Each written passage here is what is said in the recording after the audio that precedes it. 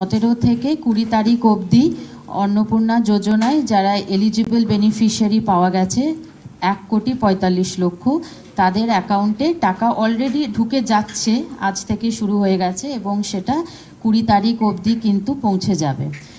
এবং সেটা পৌঁছানোর পরে বাকি যারা রইলেন, মানে ধরুন যারা 10th of জুলাইয়ের আগে অ্যাপ্লাই করেছিলেন তারা কিছু কিছু এক্সক্লুশন ক্রাইটেরিয়ার মধ্যে পড়ে গেছে। কারণ যে এক্সক্লুশন ক্রাইটেরিয়াগুলো আছে, অর্থাৎ ধরুন তিনি হয়তো একটা মিউনিসিপ্যাল কর্পোরেশনে আছেন, তিনি হয়তো 50 ডেসিমালের ওপরে তার জমি আছে, বা তিনি নিজে ইনকাম ট্যাক্স পেই, তিনি হয়তো নিজে 10,000 টাকা ইনকাম করেন ইত্যাদি, যে এক্সক্লুশন ক্রাইটেরিয়াগুলো আছে তার মধ্যে পড়ে গেছে। কিন্তু তারপরেও তারা কিন্তু বঞ্চিত হচ্ছেন না, অর্থাৎ তারা কিন্তু তাদের ক্লেম জানাতে পারেন।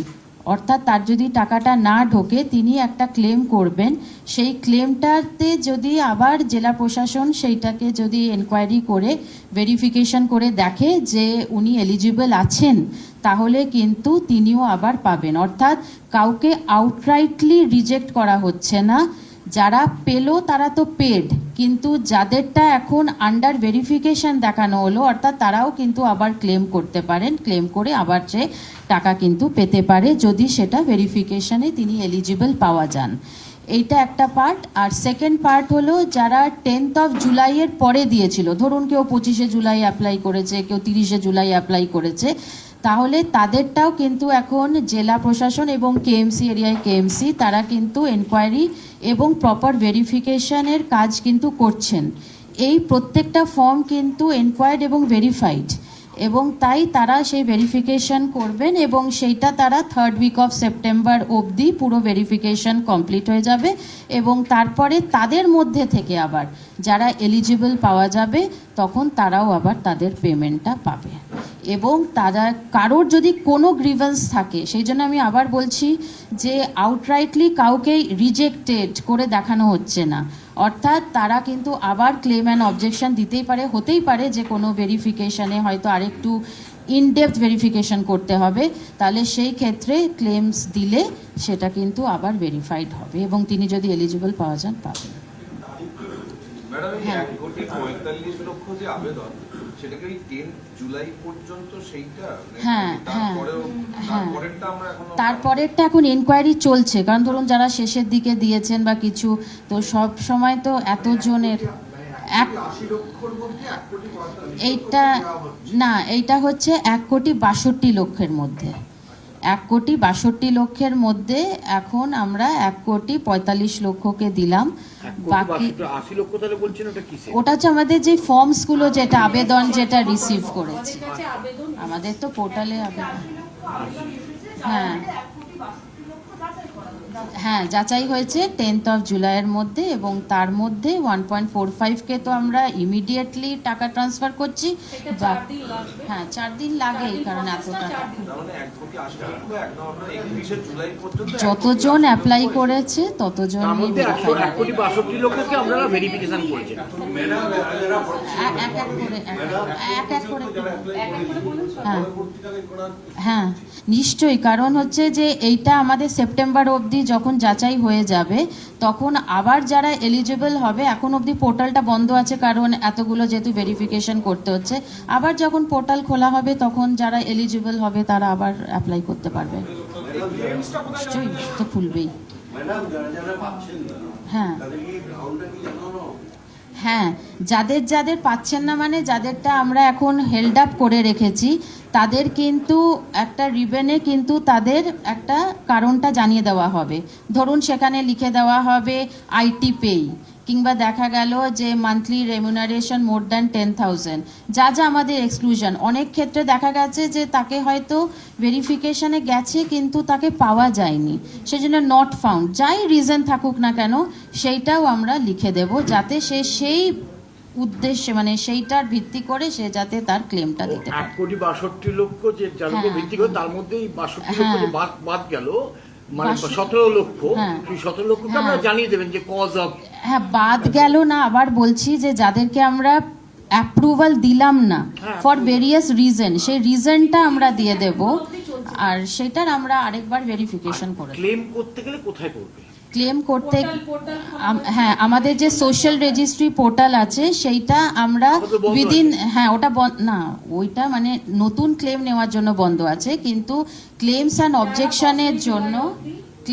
অবজেকশনের জন্য পোর্টালটা আমরা দুদিনের ভেতরে রেডি করে দিচ্ছি সোশ্যাল রেজিস্ট্রি, সেইখানে ওরা তাদের ক্লেমটা দিতে পারবে। তার একটাই কারণ, ধরুন আজকে যে পেলো আবার কালকেও কিন্তু কিছু টাকা ঢুকবে, অর্থাৎ এই প্রক্রিয়াটা 3 থেকে 4 দিন চলবে। সেজন্য সে তার নিজের অ্যাকাউন্টটা প্রথমে চেক করে নিক, তারপরে যেন সে তার মানে আবেদন 20 তারিখের পর থেকে 20 পরিষ্কার তারিখের পর থেকে একদম পোর্টাল 17 লক্ষ যেটা আপনার ধরুন রিটেল বা পরে যাচাই হচ্ছে, হুম। এর মধ্যে এই যে ক্রাইটেরিয়া হুম। মোস্টলি কি কারণে, মানে কোন ক্রাইটেরিয়াটার জন্য মোস্টলি বেশিরভাগটা বাদ গেছে। হ্যাঁ, বেশিরভাগটা অ্যাকচুয়ালি আধার রিলেটেড সমস্যা আছে, অর্থাৎ আধার আর নেমে মিসম্যাচ আছে। আর আপনি জানেন যে এটা ব্যাংক অ্যাকাউন্টে পেমেন্ট হয় উইচ ইজ আধার লিঙ্কড, সেই জন্য যদি আধারে নাম যদি মিসম্যাচ থাকে তখন কিন্তু সেটা পেমেন্ট হবে না, এবং সেটাই হচ্ছে সবথেকে বড় কারণ। যারা বাদ যাচ্ছেন তাদের জন্য একটা আলাদা করে পোর্টাল তৈরি করা হওয়ার কথা বলা হয়েছে। হ্যাঁ, এই পোর্টালটা কবে থেকে চালু হচ্ছে? এটাই বলছি যে পেমেন্টগুলো হয়ে যাবে, পেমেন্ট হওয়ার পরে বাই 19th, অর্থাৎ আজকে 17, বাই 19th আমরা পোর্টালটা খুলে দেব, যাতে তারা তাদের আপডেটটা দেখে নেয় ব্যাংক অ্যাকাউন্টে,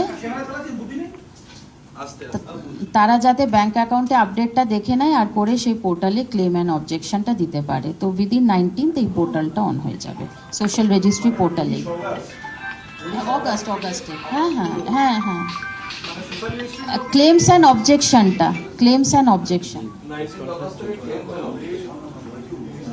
কারণ আমাকে তো একটু টাইম দিতে হবে, যে টাকাটাও প্রথমে দেখবে যে ওর অ্যাকাউন্টে এলো কি না, তারপরে তো ক্লেমটা দেবে, এই জন্য। মানে একটা তো হলো যে আপনার এই আধারের জন্য, আর আর অন্য কি কোনো হ্যাঁ, যেমন ধরুন ও নিজেই লিখেছে যে উনি নিজে আইটি পেই, ইনকাম ট্যাক্স পেই, কিংবা হয়তো নিজে কোনো একটা সরকারি সেক্টরে আছে যেখানে 10,000 টাকার ওপরে আছে, যেটা আমরা দেখেছি। তো সেই সব এক্সক্লুশন ক্রাইটেরিয়াতে তারা আপাতত তাদেরকে উইথহেল্ড করা আছে, হাউএভার তারা আবার ক্লেম করতে পারবে।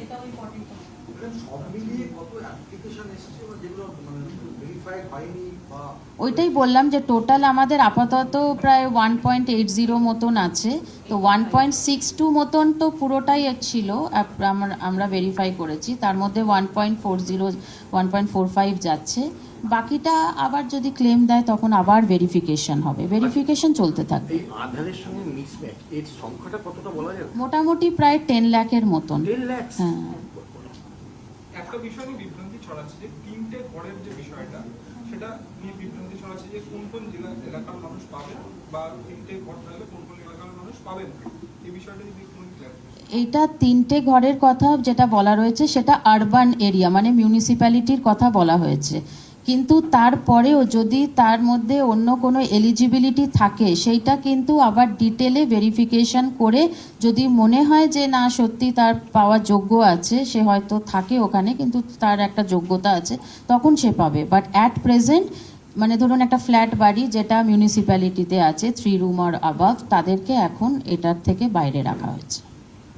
একটা জিনিস জিজ্ঞেস করো, সেটা হচ্ছে আমরা আগেও দেখেছি যে আধার রিলেটেড সমস্যা বিভিন্ন সোশ্যাল স্কিমস এর ক্ষেত্রে স্টেট থেকে ইনিশিয়েটিভ নেওয়া হয় যাতে আর কি আধারের সমস্যাগুলো মেটানো হয়। হ্যাঁ তাহলে এই ক্ষেত্রে কি হ্যাঁ, একদমই অনেক সময় আমরা সেটাই বলেছি যে ভিডিওদেরকেও সেই মতন করেই আমরা আগেরবারও অ্যাপ্রাইজ করেছিলাম, আরেকবার আমরা বলে দেব যে ব্যাংকের সাথে মানে লোকাল ব্যাংকেই তো তাদের অ্যাকাউন্টসগুলো, তাহলে সেই ব্যাংকের সাথে যেন একটা ফেসিলিটেশন করে দেয় লোকাল বিডিও সাহেবরা, যাতে একটা এনপিসিআই পোর্টালে আধারটা লিঙ্ক করতে হয়, যেটা কিন্তু 3 থেকে 4 মিনিটের একটা কাজ।